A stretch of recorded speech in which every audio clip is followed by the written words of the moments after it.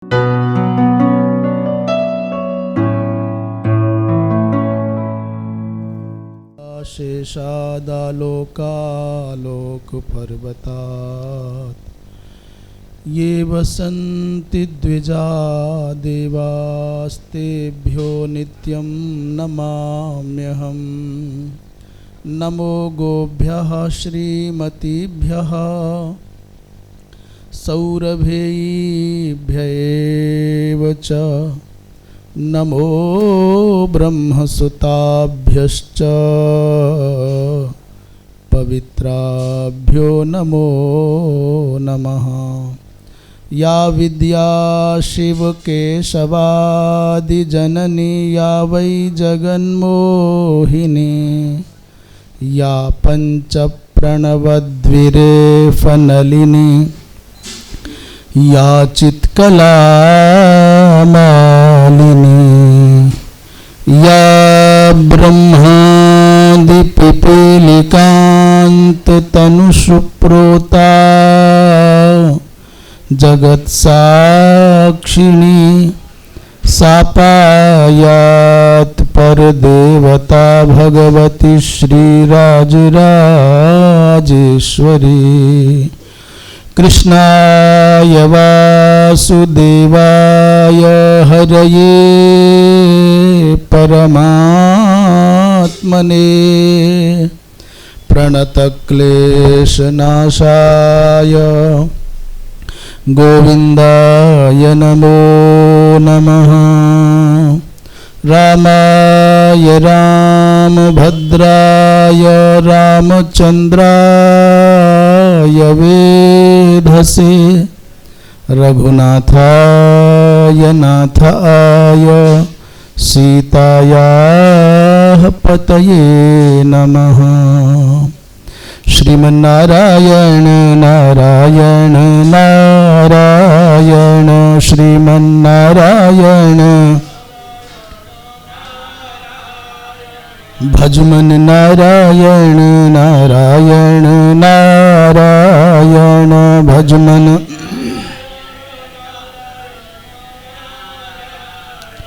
बोलो नारायण नारायण नारायण बोलो।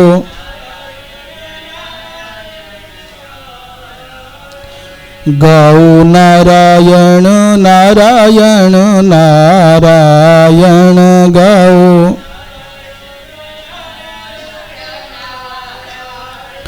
श्रीमन्नारायण नारायण नारायण श्रीमन्नारायण भजमन नारायण नारायण नारायण भजमन। बोलिए वृंदावन बिहारी लाल की। धर्म की अधर्म का प्राणियों में विश्व का गोहत्या गौ माता की परम पूज्य धर्म सम्राट स्वामी श्री करपात्री जी महाराज की अपने अपने सद्गुरुदेव भगवान की भारत के ऋषियों की भारत के तीर्थों की भारत माता की श्री वृंदावन बिहारी लाल की। हर हर महादेव। उपस्थित संत महानुभाव त्रिदंडी देव संस्थान के प्रमुख हमारे बाबा जी महाराज, सभी आचार्य वृंद, श्रीमन महाभारत के माध्यम से जो दूर दूर तक सनातन धर्म का संदेश पहुंच रहा है, उसके लिए संतवाणी चैनल का ये उपक्रम, संतवाणी चैनल परिवार और समर्थ श्री यूट्यूब चैनल का कार्य देखने वाले सभी स्वजन और इस कथा के माध्यम से हृदय से भावों से जुड़े हुए सभी बंधु बांधव भाई बहन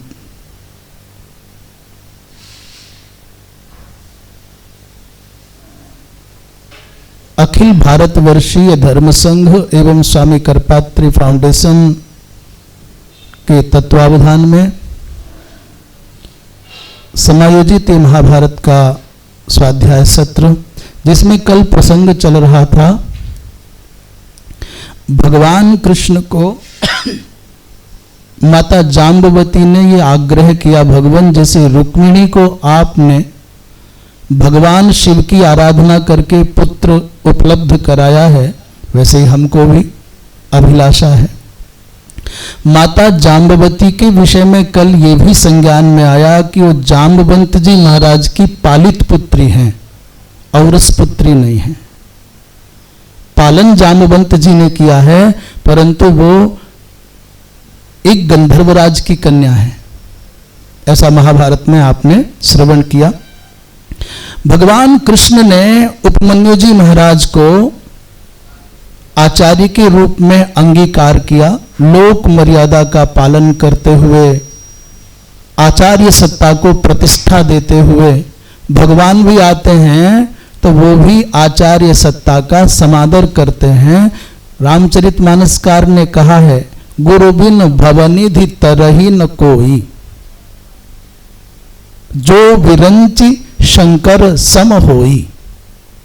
चाहे विरंचि ब्रह्मा हो, चाहे भगवान शंकर हो, और इनके सम कौन कौन है? इस संसार में ब्रह्मा जी और शंकर जी के समान कौन हो सकता है?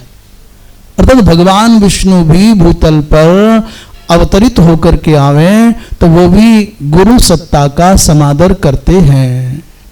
भगवान कृष्ण बन करके आते हैं तो सांदीपनी जी महाराज का, और भगवान राम बन करके आते हैं तो वशिष्ठ प्रभृति महापुरुषों का आश्रय लेते हैं। यद्यपि जाकी सहज श्वास श्रुति चारी और सो प्रभु पढ़े, ये कौतुक भारी।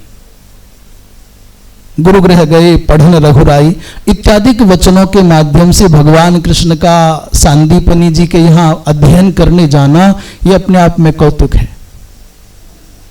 विद्या निधि कहूं विद्या दीन्ही इत्यादि के वचनों से गुरु सत्ता को समादृत करते हुए भगवान ने उपमन्यु जी महाराज को आचार्य के रूप में वर्ण किया, और 6 महीने तक भगवान शंकर की अखंड साधना भगवान कृष्ण करते हैं।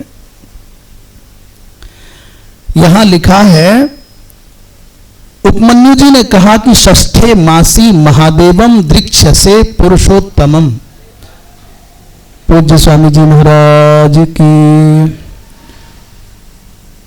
6ठे महीने में भगवान हे केशव, हे गोविंद, हे नारायण, आपको महादेव का दर्शन होगा, और लिखा है 24 वरदान प्राप्त करोगे। 8 दिन तक अनवरत भगवान कृष्ण को उपासना संबंधी उपदेश दिया है उपमन्यु जी महाराज ने, और 9वें दिन से आराधना प्रारंभ हो गई। दिनेष्टमे तो विप्रेण दीक्षितो हम यथाविधि, और ये कथा कोई और नहीं सुना रहे, बाबा भीष्म सरसैया पर लेटे हैं और उन्हीं के प्रार्थना करने पर भगवान शिव का 1 सहस्र नाम स्तोत्र भगवान कृष्ण सुनाने जा रहे हैं। उससे पहले की भूमिका है, वेद व्यास जी सुन रहे हैं, धर्मराज आदि सुन रहे हैं। भगवान श्री कृष्ण कहते हैं, पहले महीने में मैंने फलाहार किया, और दूसरे महीने में केवल जल का आहार किया, और तीसरे महीने में मैंने तृतीय चतुर्थ पंचम मास में मैंने 3 महीनों में दोनों हाथ ऊपर किए, एक पैर पर खड़ा हुआ, केवल वायु का आहार लिया, और तब जाकर 6ठे महीने में उचित समय पर करोड़ों करोड़ों सूर्यों की आभा को भी मंद कर देने वाले दिव्य दीप्ति संपन्न भगवान शिव का मुझको दर्शन प्राप्त हुआ। कोटि सूर्य समप्रभ भगवान शिव का दर्शन, उमा महेश्वर को मैंने दोनों के दोनों आए हैं नमन किया, और भगवान शिव ने मुझसे कहा, केशव 8 वरदान मांगो। और मैंने मांग लिया 8 वरदान। धर्म की निष्ठा, युद्ध में शत्रु घात से संरक्षण, उत्तम कीर्ति, श्रेष्ठ बल, श्रेष्ठ योग बल, सर्वप्रियता और आपका सानिध्य। और भगवान 10,000 पुत्र पौत्र दीजिए, पुत्र दीजिए। भगवान शिव ने तथास्तु कह दिया। भगवती मां उमा ने भी कहा भैया 8 हमसे भी मांग लो। माता पार्वती कारुण्य से भरी हुई भगवान नारायण को कृष्ण के रूप में पाकर के उल्लसित है, आनंदित है। अभी रंगमंच पर जैसे चलता है ना, वैसा लीला है। कोई ये ना सोचे कि कृष्ण छोटे और शिव बड़े, शिव छोटे और कृष्ण बड़े। रासलीला करने वाले जो स्वामी जी होते हैं, परिवार, गोस्वामी परिवार, रासलीला के पूरे समूह के नियंत्रक, उनके परिवार के बालक सब रासलीला कर सकते हैं। तो मानो काऊ के 4 लाला हों, एक राधा बन जाए, एक कृष्ण बन जाए, एक सखी बन जाए, और कहो स्वामी जी को जरूरत पड़े तो नंद या यशोदा ही बन जाए। तो आपस में ऐसे ही मानो लीला का मंचन चल रहा है। कभी पूज्यता की कोटि में महादेव दिखते हैं और कभी पूज्यता की कोटि में भगवान कृष्ण दिखते हैं। महादेव पूजा कर रहे हैं। यहाँ तो वृंदावन है भैया, यहाँ भोलेनाथ देवाधिदेव महादेव भगवान कृष्ण की दिव्यतम लीला का दर्शन करने के लिए गोपी भाव में आ गए। कैसा परस्पर विश्वास और कैसा समर्पण है। इसी भाव को ध्यान में रखते हुए शास्त्रों में पदे पदे लिखा है, भगवान विष्णु का हृदय भगवान शिव और भगवान शिव का हृदय भगवान विष्णु। दोनों एक दूसरे के पूरक है। और पूरक तो तब कहें जो 2 हों। 8 वरदान माता पार्वती ने स्वयं चल करके विप्रों के प्रति अक्रोध, पिता की प्रसन्नता, सैकड़ों अन्य पुत्र, उत्तम भोग की प्राप्ति, कुल में प्रसन्नता, माता सदा प्रसन्न रहेगी, आत्म शांति बनी रहेगी, कभी भी क्षुब्ध नहीं होगे। परिस्थितियां चाहे जैसी आएं, पर आप कभी भी विचलित नहीं होंगे। और कोई भी संसार का कार्य ऐसा नहीं जिसको आप भगवान कर ना पाए। कार्य दक्षता। इतना कहकर के मैया ने 8 वरदान और दे दिए, बड़े प्रसन्न भाव से। 8 और ले जाओ। जैसे कोई प्रसन्न हो और किसी को कह के भैया प्रसाद ले जाओ, 1 डब्बा दे दिया। और जाते जाते दूसरे भैया ने कहा महाराज 1 डब्बा मेरी ओर से ले जाओ। और चलने लगे तो फिर 1 डब्बा और ले जाओ। 8। उपमन्यु जी महाराज ने कहा था 24 वरदान मिलेंगे। 8 भगवान शंकर ने दिए, 8 मैया ने दिए, 16 ही भगवान कृष्ण। सोचते वो तो कहते 24 मिलेंगे, अभी तो 16 ही मिले। अचानक माँ को क्या हुआ, माँ ने आगे बढ़ करके बोले देवताओं के समान प्रभुत्व प्राप्त होगा, सत्यवादित्व रहेगा, 16 सहस्र पत्नी की प्रसन्नता प्राप्त होगी और सब भार्यां आपको अतिशय प्रेम करने वाली होंगी, अक्षय संपदा होगी, बंधुओं से प्रेम मिलेगा, देह की दिव्य कांति बनी रहेगी और नित्य 7,000 अतिथि आपके यहाँ, अतिथि अर्थात बिना आमंत्रण के, बिना सूचना के 7,000 नित्य आपके यहाँ अतिथि भोजन करने आएंगे।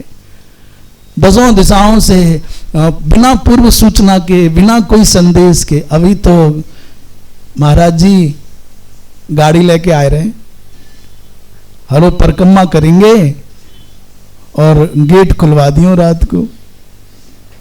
महाराज जी तैयार हैं। हमारे महाराज जी के यहाँ प्रतिदिन लगभग भंडारा चलता ही रहता, 2-3 गाड़ी आती रहे। और भाषा के हिसाब से ऐसे लगे जैसे बदायूं साइड के लोग ज्यादा आवे। हाँ, बिलसी, बदायूं, बिलारी, अमरोहा, बबराला, उझानी, क्या क्या है। 8 वरदान मैया ने और दी। भोक्षन्ते वै सप्ततिम वै शतानि और गृहे तुभ्यम अतिथीनांच नित्यम। बिना किसी पूर्व सूचना के 2 अतिथि आ जाएं तो यदि हृदय में उदारता ना हो तो व्यक्ति क्षुब्ध हो जाए।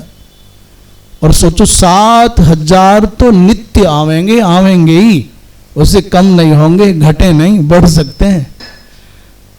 और 7,000 अतिथियों को नित्य, अतिथि का तात्पर्य बिना किसी तिथि के, पूर्व सूचना के, जो अनामंत्रित आवे, अप्रत्याशित आवे। इस प्रकार भगवान शिव की आराधना भगवान कृष्ण ने की, वरदान पाए। और भगवान कृष्ण कहते हैं, मैंने उस समय उपमन्यु जी महाराज से जो इस सहस्र नाम प्राप्त किया था उसकी परंपरा बता रहे हैं। ये अत्यंत पुण्यदायक स्तोत्र है, पापों का शमन करने वाला है, योग और मोक्ष देने वाला है।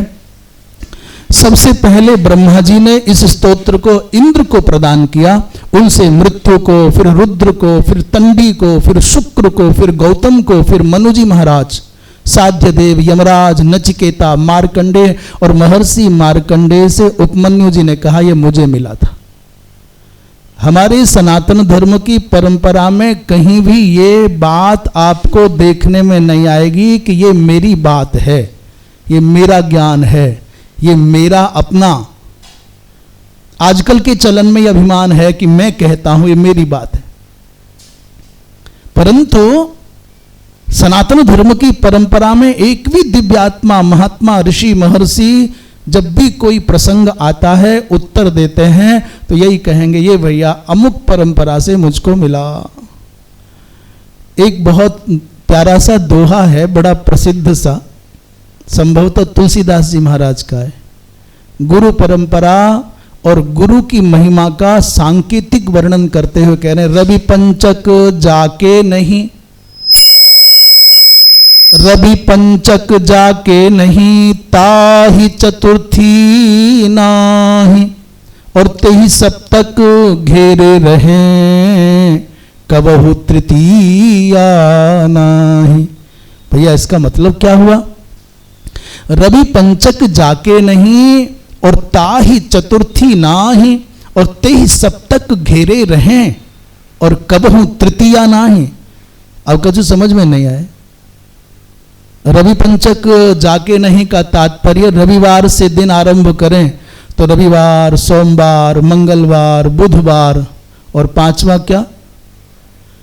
पांचवा महाराज जी बोले गुरुवार। रवि पंचक जाके नहीं जिसके जीवन में गुरुदेव नहीं है, रवि से 5वें नंबर पर गुरुवार आते हैं, जिसके जीवन में गुरु नहीं है, गुरुदेव नहीं है, गुरुदेव की कृपा नहीं है, और ताहि चतुर्थी ना है, तो रविवार से फिर 4थे नंबर तक दौड़ लगाओ, रविवार, सोमवार, मंगलवार, फिर बुधवार।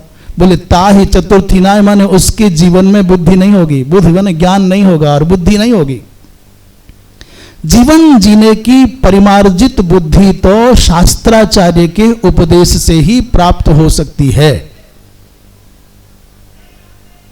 शास्त्र की निष्ठा से संपन्न गुरु का मिल जाना।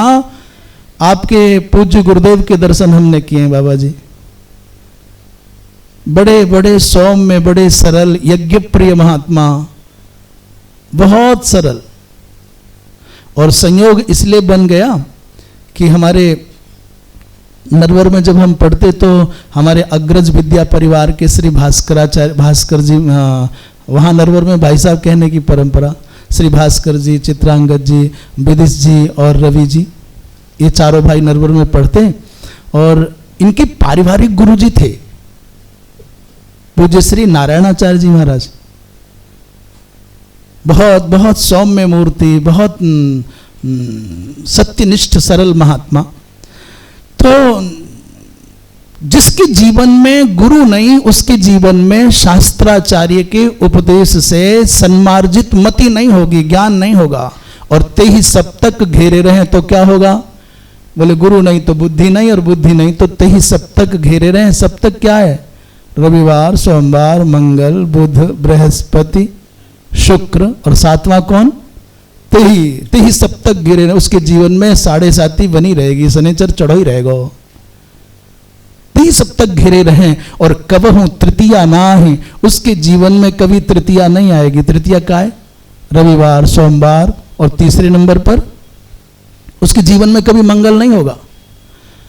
इसलिए भैया जीवन में गुरु का होना परम आवश्यक है।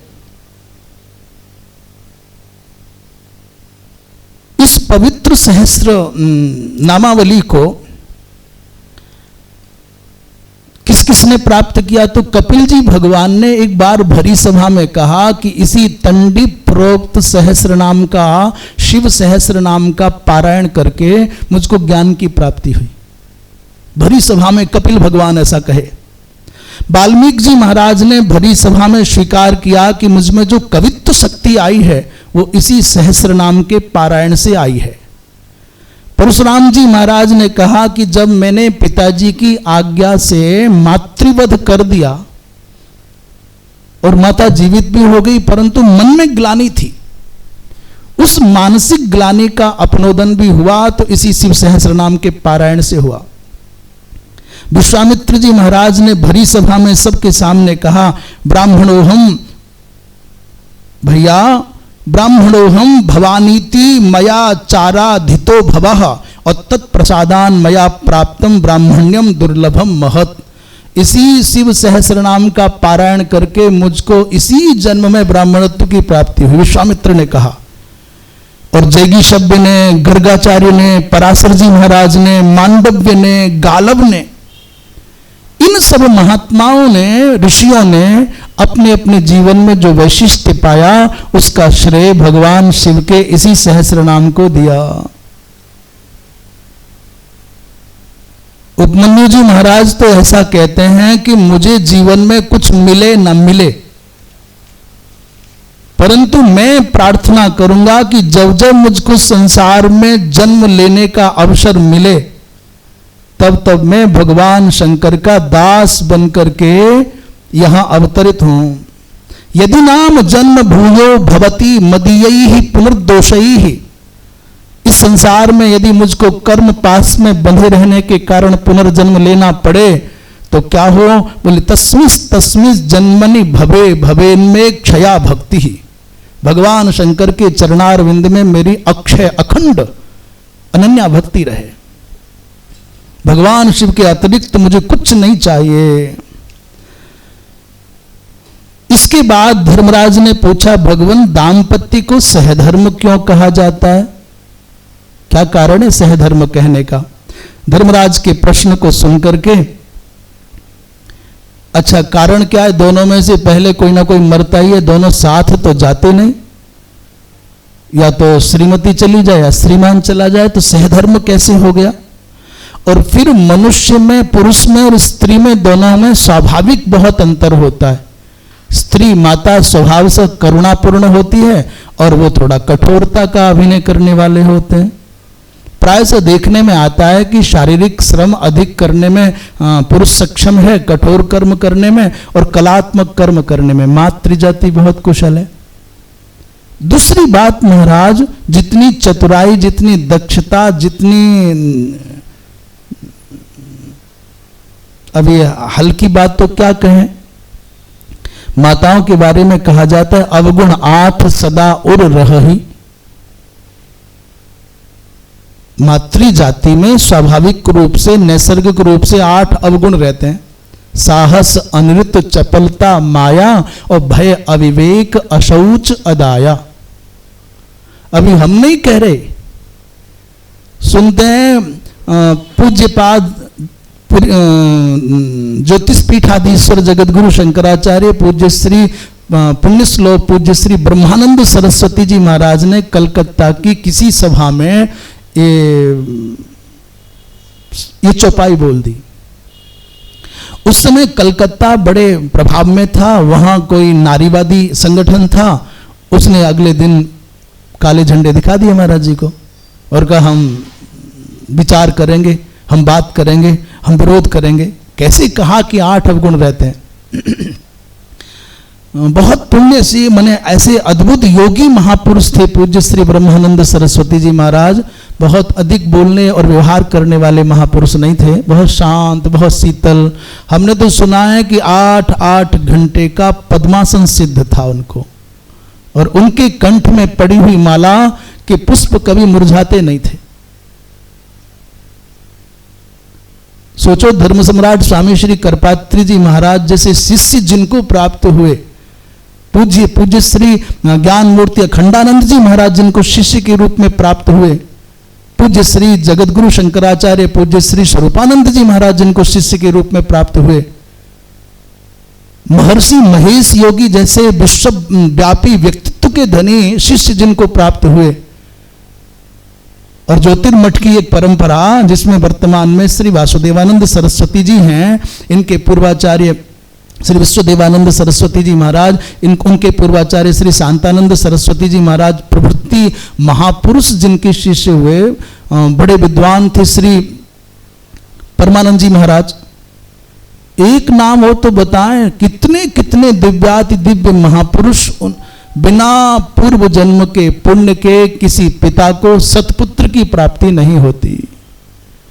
तो जैसे किसी पिता को पूर्व जन्म के पुण्य के बिना सतपुत्र की प्राप्ति नहीं होती, वैसे ही किसी भी आचार्य को, गुरु को पूर्व जन्म के पुण्य के बिना सत शिष्य की प्राप्ति हो नहीं सकती। तो ऐसे ऐसे दिग्गज शिष्यों को जिन्होंने पाया, वो महापुरुष सामान्य न होंगे। उन्होंने अगले दिन सभा में कुछ लोगों ने कहा, आयोजकों ने, महाराज आज माताओं का कोई मंडल है, वो आपका विरोध करने के लिए जिंदाबाद मुर्दाबाद करने आ रहा है। उन्होंने कहा अच्छा, पर ऐसी बात क्या है कि कल आपने प्रवचन में ऐसा कुछ कह दिया है। बोले अच्छा। सभा में पहुंचे और बड़ी खचाखच भरी हुई सभा, और भी भीड़ इकट्ठी हो गई। विवाद करने वाले भले ही कम हो, पर देखने वाले कभी कम नहीं होते। विवाद देखने वाले, दर्शन करने वालों की संसार में कभी कमी नहीं, खूब अच्छे से। तो पूज्य महाराज श्री ने कहा कि हमने जो कल प्रवचन में अवगुण 8 सदा उर रही चर्चा किया है, हाँ हमने कहा है, परंतु वो आजकल की माताओं के लिए नहीं कहा, वो तो अनुसुईया के लिए, सती सावित्री के लिए, रुक्मिणी आदि के लिए कहा। आजकल की माताओं में अवगुण 8 अवगुण नहीं रहते, उनमें रहते थे वो तो, क्योंकि ये जो पुरातन सनातन पौराणिक आख्यान है, ये तो उस समय के लिखे गए हैं, आज वाली माताओं में नहीं रहते। लोगों ने तालियां बजा दी, लो भैया।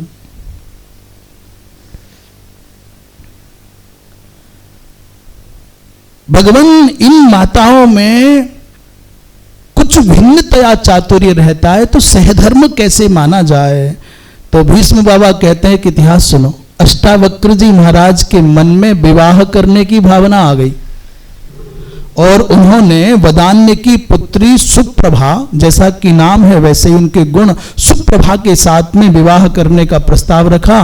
तो सुप्रभा के पिता ने कहा, महाराज आप विद्वान हैं, एक बार पहले उत्तर दिशा की ओर जाएं, और उत्तर दिशा की ओर भी भगवान शिव की साधना स्थली से ऊपर जाना, वहां एक वृद्धा तपस्विनी रहती है, उससे मिल करके उसका दर्शन करके आओ, फिर आपके साथ विवाह कर देंगे।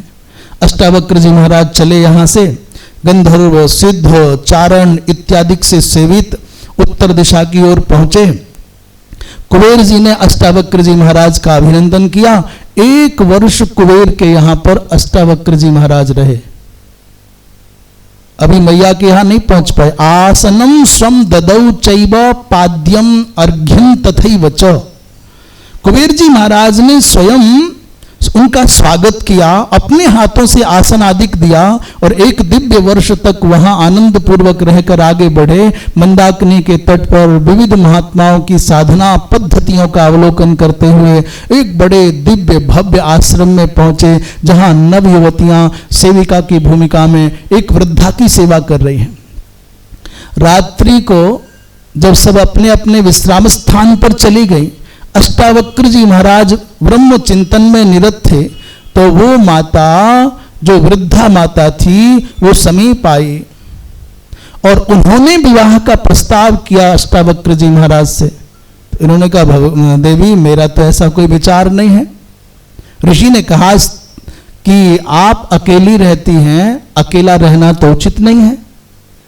मैं देखता हूं ना तो आपके साथ आपका कोई पिता अथवा न कोई भाई, न कोई पति की भूमिका में, और न ही कोई पुत्र की भूमिका में। इतने समय से मैं अनवरत देखता हूं आपके साथ कोई है नहीं। पर स्त्री को तो सदा किसी न किसी के संरक्षण में होना चाहिए। स्त्री रत्न है, स्त्री विभूति है। और अष्टावक्र जी महाराज ने कहा, पिता रक्षति कौमारे, भर्ता रक्षति यौवने, और पुत्राश्च स्थविरे काले, नास्ति स्त्रीणाम स्वतंत्रता। अभी आजकल जो हम ये बात कह रहे हैं, ये बात हो सकता है कि बहुत लोगों को कम जचे, और ये हो सकता है कि आप बहुत विषयों में हमसे सहमत भी हो, प्रभावित भी हो, प्रसन्न भी हो, परंतु ये विषय आपको न जचे तो भी कोई बात नहीं। ये शास्त्र का विषय है। सारी औषधियां हमारे अनुकूल हो या आवश्यक नहीं है, सारे वचन हमारे अनुकूल हो या आवश्यक नहीं है, पर शास्त्र का वचन तो सर्वलोक मंगल कारक होता है, सत्य है, उसे स्वीकार करो ना करो। तो जब अष्टावक्र जी महाराज ने ऐसा कहा तो मैया ने कहा, मैं तो अविवाहित कन्या हूं, मैं ब्रह्मचारिणी हूं। और ऐसा कह करके उस वृद्धा ने सर्वालंकारालंकृत दिव्य रूप धारण कर लिया। मैं तो कन्या हूं। अष्टावक्र जी आश्चर्य में पड़ गए, अभी तो वृद्धा थी, अभी ये क्या। ये प्रसंग और अधिक बढ़ा करके क्या कहें, प्राय आज भी जो माताएं बहनें स्वतंत्र रहने का स्वभाव मन में रखती हैं, उनको दो उदाहरण हैं। आप ये कहो कि हम सीता की भांति परम पावन हैं, तो हम मानते हैं, ठीक है, आप सम्मानित भी हैं, आप सक्षम भी हैं, आप पवित्र भी हैं, और आपको संसार में कहीं भी विचलित होने का कोई कारण समझ में नहीं आता, दिखता नहीं, तो भी सूनापन अवसर पाकर के कोई रावण आपके यहां तक पहुंच जाएगा। आमंत्रित नहीं किया सीता जी ने, पर रावण पहुंच गए ना। और आप कहें कि नहीं हम वैसे नहीं हैं, तो शूर्पणखा की भांति स्वतंत्र स्वच्छंद आप भ्रमण करेंगे तो भी कठिनाई है। यदि आप अपने जीवन में अपने आप को बहुत पवित्रतम मानते हैं, तो सर्वसमर्थ भगवान राघवेंद्र के संरक्षण में रहने वाली माता सीता भी एकाकिनी रही तो भय हो गया। अर्थात मातृ जाति का सम्मान सुरक्षित रखने के लिए कोई न कोई होना चाहिए। सोनापन न होता तो संभव है कि रावण का हिम्मत न पड़ता। आश्चर्य में पड़ गए श्री अष्टावक्र जी महाराज। आश्चर्यम परमम हीदम किन्नु श्रेयो ही में भवेत। अष्टावक्र जी ने पूछा, देवी सच बताओ आप कौन हो? तो उन्होंने कहा, भगवान मैं स्त्री नहीं, मैं तो उत्तर दिशा हूं, और केवल आपको इसी बात का ज्ञान देना चाहती थी कि चाहे कितना भी अवस्था बड़ी हो जाए, पर व्यक्ति का काम भाव मरता नहीं है। केवल इतना ज्ञान कराने के लिए स्थविराणाम अपि स्त्रीणाम बाधते मैथुन ज्वरः। अब आप आए हैं और आपको यह उपदेश देना मेरा कर्तव्य है, इसलिए जीवन भर इतना स्मरण रखना, गृहस्थ में जा रहे हो, संयम संयम और संयम। कोई संसार में किसी की तृप्ति नहीं कर पाया है, बेचारा क्षुद्र अल्प शक्तिमान मनुष्य किसी को कहां प्रसन्न कर पाएगा। ऐसा कह करके विदा किया। इसके बाद जीवनचर्या संबंधित विवरण है। कहते हैं, भीष्म जी महाराज से पूछा धर्मराज ने, भगवान पुत्र के द्वारा सदगति कैसे संभव है? पुण्नामकात नरकात त्रायते इति पुत्र, ऐसा कहा जाता है, तो क्या पुत्र के द्वारा उद्धार संभव है? कहते हैं भीष्म जी महाराज, हे पुत्र, पूर्व में मार्कंडेय के पूछने पर देवर्षि नारद ने इतिहास सुनाया था। मार्कंडेय जी ने पूछा कि भगवान आने वाले समय में जब कलयुग का प्रभाव बढ़ जाएगा, धर्म क्षीण होता चला जाएगा, अधर्म बढ़ता जाएगा, तो धर्म की चादर ओढ़ करके अधर्म ही धर्म जैसा दिखने लग जाएगा। पता ही नहीं चलेगा, जैसे आतंकवादी कब सैनिक के फौजी के वेश में आ जाए क्या पता चलता है। बीज रूप में कहीं कहीं मंत्र पूर्वक शास्त्र विधि के अनुसार स्वाहा और स्वधा का पालन होगा, जिससे देवताओं को पोषण मिलेगा, पितरों को पोषण मिलेगा। मंत्रपूतम सदाहव्यम कव्यम चैव न नश्यति और प्रतिगृह्णन्ति तद्देवाः दातुर न्यायात् प्रयच्छतः। जैसे किसी मनुष्य को होटल में न खाने का संकल्प हो, धार्मिक को, सज्जन को, सत्संगी को, साधक को ऐसा व्रत लिया हो कि हमको होटल में भोजन नहीं करना है, सार्वजनिक भोजन जो बनता है वो नहीं खाना है, और भूख खूब जोर लगी हो, और कोई बार बार आग्रह करे महाराज बहुत शुद्ध वैष्णव होटल है, बड़ा पवित्रता से बना है, ठाकुर जी को प्रसाद है, ले महाराज ले महाराज, तो वो नहीं खाएगा।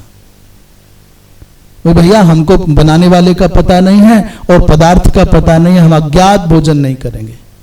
कितना भी भूखा हो, जैसे वो अपने व्रत को नहीं तोड़ता, देवता भी अपवित्रता पूर्वक बनाए गए, अर्पित किए गए प्रसाद को स्वीकार नहीं करते। अपात्र बनाए, अपवित्र अवस्था में बनाए और अपावन पदार्थों को बनाए, देवत्व उसको स्वीकार नहीं करता है। देवता तो उसी को स्वीकार करेंगे जो विधि पूर्वक होगा।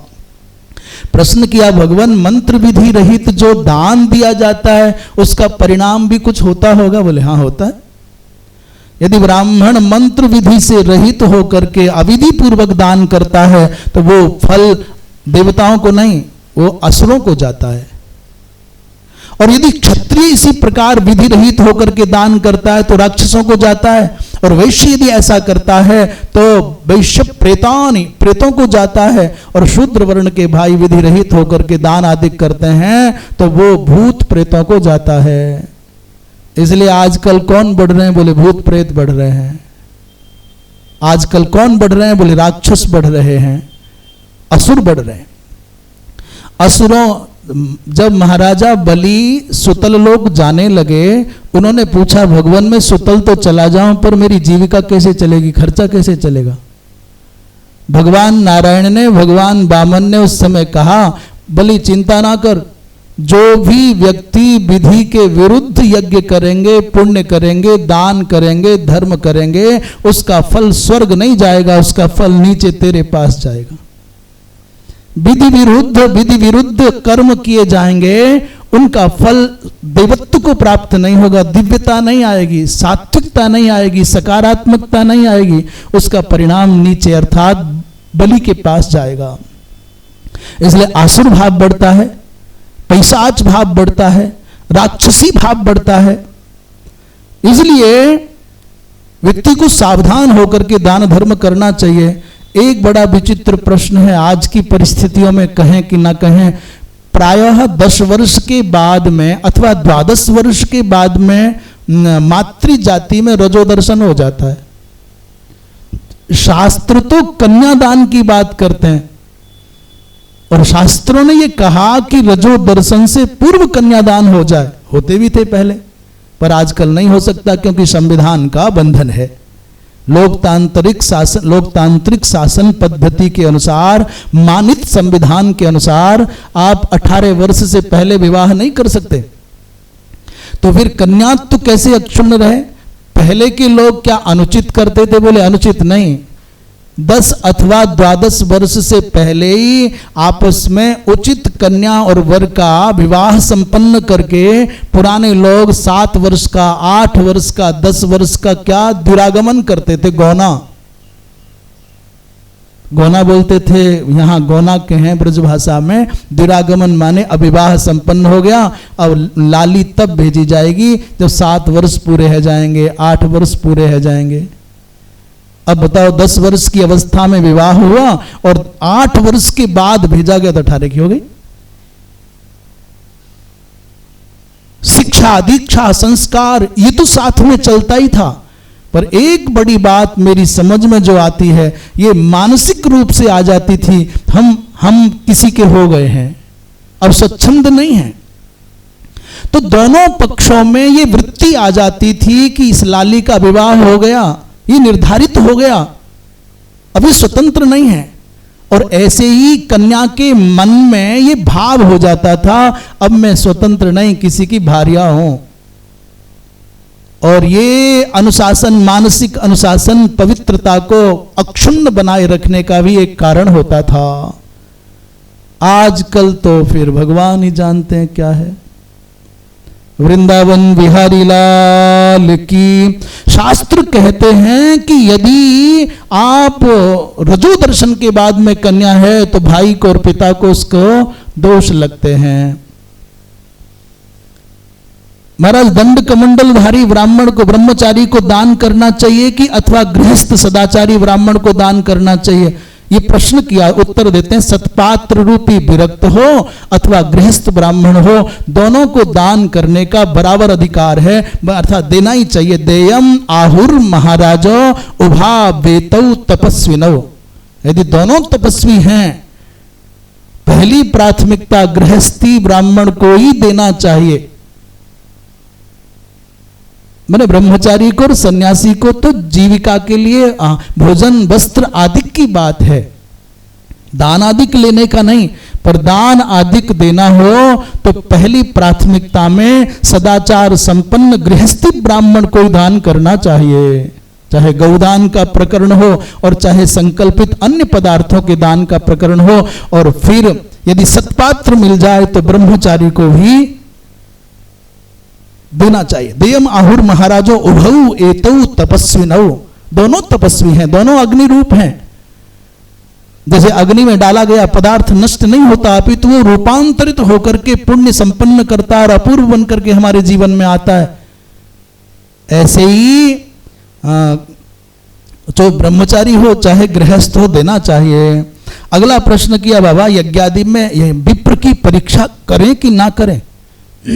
का नहीं करना चाहिए, परंतु श्राद्ध में, जब श्राद्ध में भोजन कराना हो तो फिर ब्राह्मण की परीक्षा करना ही चाहिए। यज्ञ में तो जो आ जाए तो ठीक है, आप यज्ञशाला के अंदर प्रवेश नहीं कर सकते तो बाहर बैठ करके कोई सेवा संभालो, आरती की सेवा संभालो, प्रसाद बांटो, और कोई बाहर की बहुत सारी व्यवस्थाएं होती हैं, तिरस्कार नहीं करना चाहिए। आप ऋग्वेदी नहीं है, सामवेदी नहीं है, अथर्ववेदी नहीं है, यजुर्वेद संपन्न पूरा नहीं हुआ है तो जितना आता है उतने का पारण करो। यज्ञ में तो कदाचित आप बिना परीक्षा के ब्राह्मण को स्वीकार कर सकते हैं, परंतु श्राद्ध में तो भैया आपकी परीक्षा होनी ही चाहिए। न ब्राह्मण साधयते हव्यम दैवात प्रसिद्ध्यति, क्योंकि यज्ञ यागादिक तो दैव से, भाग्य के बल पर सिद्ध हो जाते हैं, देव कृपा से सिद्ध हो जाते हैं। पर देव प्रसादा दिज्यन्ते यजमानैर्न संशयः। यज्ञादिक तो संपन्न हो जाएंगे, परंतु इसका क्या होगा? श्राद्ध तो उत्तम ब्राह्मण के द्वारा ही, श्रेष्ठतम ब्राह्मण के द्वारा ही सफल हो सकता है। इसलिए श्राद्ध में परीक्षा करने का विधान है। महाराज ब्राह्मण की विशेषता क्या है? बोले महासागर में फेंका गया मिट्टी का डला जैसे जल्दी गल जाता है, वैसे स्वधर्म पालन रत जो याजन अध्यापन आदि में लगा हुआ ब्राह्मण है, उसको दान दिया तो बहुत शीघ्र दान देने पर दाता के पाप गल जाते हैं, अनिष्ट गल जाते हैं, उसके दुरित कट जाते हैं। कश्यप जी महाराज ने कहा कि षडंग वेदज्ञ विप्र भी शील रहित है, तो वो ना तो स्वयं तर सकता है न किसी दूसरे को तार सकता है।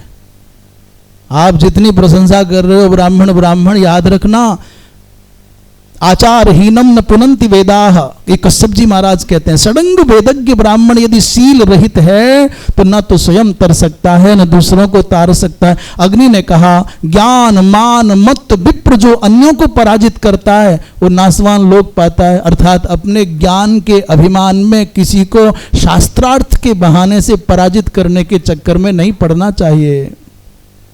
जो शास्त्रार्थों में केवल अहंकार के पोषण के लिए अन्य विद्वानों को, ब्राह्मणों को नीचा दिखाते हैं, वो मर करके स्मशान के वृक्ष बनते हैं। महाराज अगला प्रश्न किया, अश्वमेधादि यज्ञजन्य पुण्य सत्योत्पन्न पुण्य के सामने टिक नहीं सकते, इसलिए सत्यनिष्ठ ब्राह्मण वो भले ही बहुत विद्वान ना हो पर सत्यनिष्ठ हो, सदाचारी हो, सरल हो, वो श्रेष्ठ होता है। ये किसने कहा? बोले मार्कंडेय जी महाराज ने। नैष्ठिक ब्रह्मचारी अथवा संकल्पित उपकुर्बाण दंड मेखलाधारी ब्रह्मचारी को श्राद्ध में निमंत्रित क्यों नहीं किया जाता महाराज? अच्छा, ये जो हवन करने वाले उपकुर्बाण होते हैं ना ब्रह्मचारी, उनको श्राद्ध में भोजन करने का निषेध लिखा है। करे दाता को, श्राद्धकर्ता को तो उसका फल मिल जाएगा, पर उस ब्रह्मचारी को उसका व्रत भंग होने के कारण ये निषेध है इसका। अनजाने में हो तो श्राद्धकर्ता को दोष नहीं लगता, पर जान करके यदि उपकुर्बान ब्रह्मचारी को श्राद्ध में भोजन करावेंगे उसका दोष हो जाएगा। नीलकंठ जी कहते हैं ब्रह्मचारी को दान देने का भाव है, मन में संकल्प कर लिया है कि दान देना है, तो कह रहे हैं उनका ध्यान करके जल में जल छोड़ दो, इससे दाता को फल मिल जाएगा और गृहीता को दोष नहीं लगेगा। जो दंड मेखलाधारी ब्रह्मचारी उसकी बात चल रही है। वृंदावन बिहारी लाल की हर हर। महाराज ब्रह्मचर्य से भी बड़ा कोई व्रत है क्या, ये प्रश्न किया गया धर्मराज के द्वारा। बाबा भीष्म कहते हैं हाँ, ब्रह्मचर्य से बड़ा धर्म है मधु मांस का परित्याग करना। मदवर्धक पदार्थों का परित्याग कर दे और मांस आदि के मांसोपलक्षित पदार्थों का परित्याग कर दे, तो ये ब्रह्मचर्य से भी बड़ा व्रत है। कई बार लोग ऐसा कहते हैं ब्रह्मचर्य बड़ा है कि ये नहीं, ये मदिरा आदि ले लिया, ये तो कार्य सबसे बड़ा मनुष्य चाहे गृहस्थ में रहे चाहे विरक्त बन करके रहे, वो मधु मांस तदुपलक्षित माने मधु से तात्पर्य मदवर्धक पदार्थों से यदि बचा है और दूसरा मांसोपलक्षित पदार्थों से बचा है तो श्रेष्ठ है। वृंदावन बिहारी लाल की। इस दुनिया का सार ये मानो मेरी बात। इस संसार का सार क्या है, मानो मेरी बात। अब मेरी बात मानो, क्या करना है, बोले मीठा बोलो नम चलो पर सेवा करतात। मीठा बोलो, थोड़ा विनम्र होकर के जियो और दूसरों की यथासंभव जो बन पड़ता है अधिकार की सीमा में सेवा करो।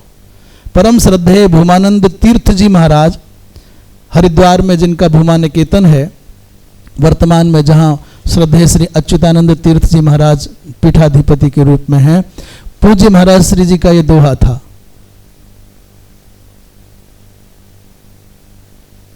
मीठी बोली नम चलन और करना पर उपकार। भूमा या संसार में तीन वस्तु हैं सार।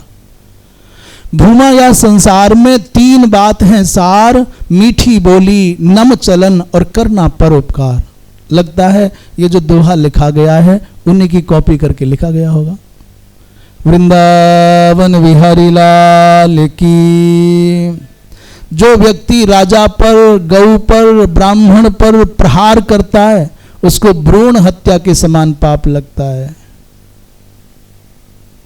अग्निहोत्र त्याग न करे, वेद का स्वाध्याय न छोड़े, ब्राह्मण की निंदा ना करे, अन्यथा ब्रह्म हत्या के समान पाप लग जाता है। और जब श्रेष्ठ ब्राह्मण मिल जाए तो फिर देश और काल की चिंता ना करे, सत्पात्र मिल गया उसी समय जो अर्चन करना है, वंदन करना है, अर्पण करना है कर दे। एक बड़ी विशेष बात है, सत्कर्म करने के लिए उत्तम देश चाहिए, उत्तम काल चाहिए और उत्तम पात्र चाहिए। देशे काले च पात्रे च। दान के विषय में तीन बातें चाहिए, उत्तम से उत्तम काल, उत्तम से उत्तम देश और उत्तम से उत्तम पात्र। पर शास्त्र के मर्म को जानने वाले महापुरुष कहते हैं काल तो जीवन में 100 बार आएगा, अच्छा प्रतिवर्ष आएगा, संक्रांति भी आएगी और दिव्याति दिव्य तिथि नक्षत्र भी आएंगे, और स्थान भी तुमको जीवन में 100 बार नहीं 1000 बार मिलेंगे। कितने बार वृंदावन आओगे, कितने बार बद्रीनाथ चले जाओगे, ऋषिकेश चले जाओगे, काशी उज्जैन जाओगे, मथुरा अयोध्या जाओगे, पर यह आवश्यक नहीं है कि आपके जीवन में दोबारा फिर कोई सत्श्रेष्ठ महापुरुष आ जाए। सत्पात्र मिल जाए तो देश और काल की चिंता किए बिना जो मन में संकल्पित भाव अर्पित कर देना चाहिए। ये खेत बार बार जीवन में नहीं मिलते। श्रेष्ठाति श्रेष्ठ कोई ऋषिकल्प महापुरुष जीवन में आ जाए फिर मौका नहीं चूकना चाहिए। महाराज पुत्र से गति की जो बात करते हैं, पुम नामक नरक से त्राण करता है और वो श्राद्ध, पर क्या आज की परिस्थितियों में संसार में पुत्र जन्म ले रहे हैं? कहाँ पुत्र जन्म ले रहे हैं? या तो लड़का पैदा होता है, लड़का उत्पन्न होता है, या बेटा उत्पन्न होता है। पुत्र तो कहाँ है, लड़ते लड़ते पैदा हो और जन्म लेते ही जो लड़ने लग जाए। क्या किया तुमने मेरे लिए, हमारे लिए क्या किया है, मेरा क्या है। और जो बांटने की बात करे, मेरा हिस्सा दो, मेरे लिए ये दो, वो बेटा, और जो लड़े वो लड़का। तो लड़का लड़की हो रहे हैं, बेटा बेटी हो रहे हैं, पुत्र पुत्री हो कहाँ रहे। पुत्र तो वही है जो जब तक माता पिता इस धरती पर हैं उनको भगवान माने, उनकी आज्ञा को वेद की आज्ञा माने। जीवितो वाक्य करणात् और क्षयाहे भूरि भोजनात्। जीवितो वाक्य करणात् क्षयाहे भूरि भोजनात् और गयायाम पिंड दानाच त्रिभिर पुत्र से पुत्रता। पुत्र तो उसमें तभी आएगा जब माता पिता की बातों को, आज्ञा को नहीं, उनकी दृष्टि का अनुशासन माने। और दृष्टि का अनुशासन नहीं, उनके मनोभावों को समझने लग जाए तो समझ लो पुत्र हो गया। और जिस दिन माता पिता से कोई भी एक जिनका शरीर पूर्ण हो, उस दिन भूरी भोजन माने प्रचुर मात्रा में जैसी सामर्थ्य हो, अन्नदान करे। माता पिता के निमित्त अन्नदान करने पर विशेष पुण्य होता है। और गयायाम पिंड दानाच। वृंदावन विहारी लाल की। इसकी आवाज डाउन हो गई है, आपके यहां भी डाउन हो गई होगी शायद। हर हर हर हर। अच्छा, हमारी डाउन हुई कि आप जयकारे लगाने वालों की भी ऐसे ही हो रही है। कमल के फूल भी खिलाओ गुरु पर, जयकारा भी साथ में लगाओ। कान अपना काम करें और कर अपना काम करें, पर ये बेचारी कृपणा जिह्वा अपना काम करे, ये क्यों चुप बैठी है। बोलो वृंदावन बिहारी लाल की। हर हर।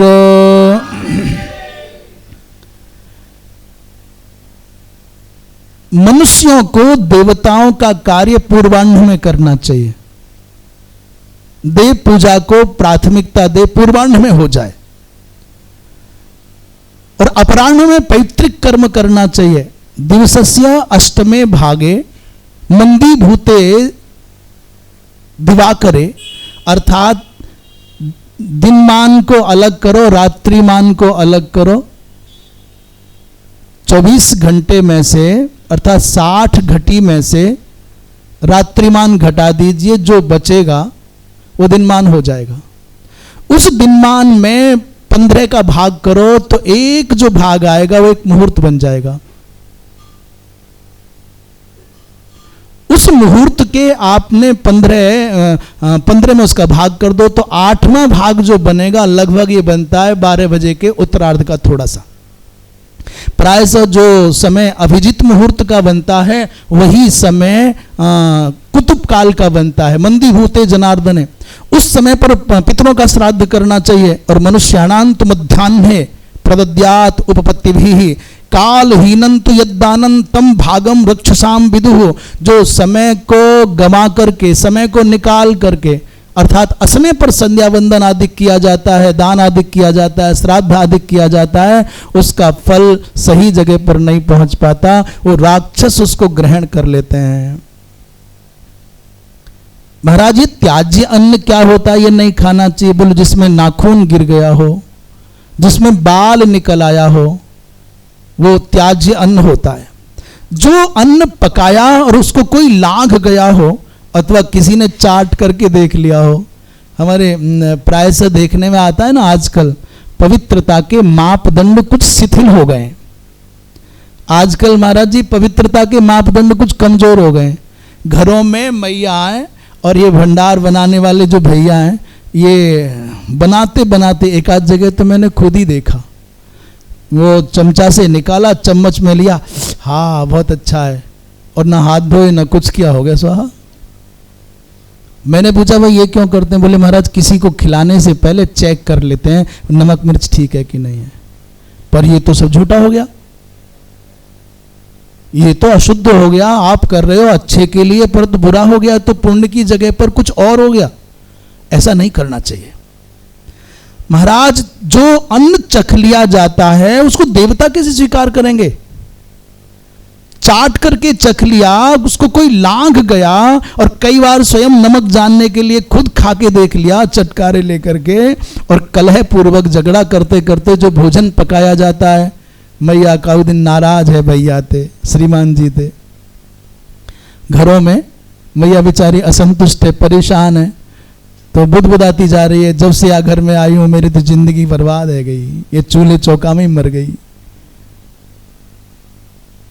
जीवन खराब है गयो। आप अनूप जी ऐसे मुस्कुरा रहे हो जैसे कभी घट गई घटना है। चलो अच्छा है। अच्छा आप सोच रहे हो घरों में ना अग्नि पे जो काम करते हैं, मैया अग्नि पे जो काम करते हैं ना, वो आश्रमों के भंडारी जी हों चाहे पंडित जी हों, अभी तक हमने बहुत कम हमारे जीवन में, एक तो राम प्रकाश भैया है, उसके चेहरे पर कभी हमने विषाद नहीं देखा।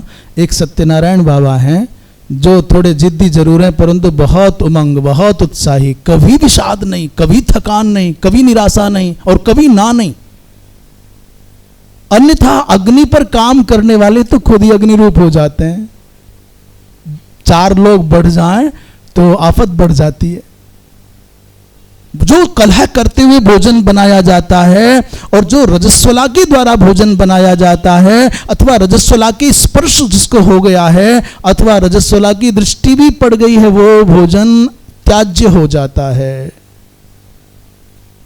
वो उस अन्न को देवता और पितर और अतिथि स्वीकार नहीं कर सकते। लंघितम चावलीढ़ च, लंघित माने कोई लांघ गया, बिल्ली जिसको छू गई, कुत्ता की दृष्टि जिस पर पड़ गई, मुर्गे के पंख की हवा जिसको लग गई और जिस भोजन की गंध सूकर को मिल गई, वो भी भोजन त्याज्य हो जाता है। लंघितम चावलीढ़ं च कलिपूर्वंच यत्कृतम रजस्वलाभिदृष्टंच तम भागम रक्षसाम विदुः, वो देवताओं को नहीं मिलता, राक्षसों को मिलता है। इसलिए अपने भोजन, जितना मंदिर की पवित्रता आवश्यक है उससे अधिक पवित्रता आपके भोजनालय की आवश्यक है।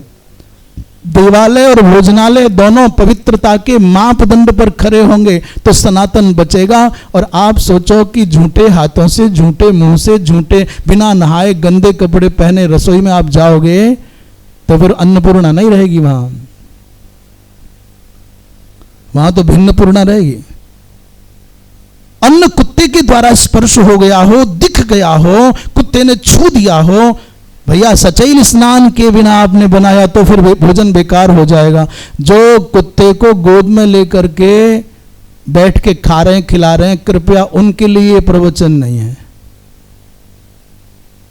महाभारत की या मनुस्मृति की या संतों की कोई सामर्थ्य नहीं है जो उनके बारे में कुछ कह सके।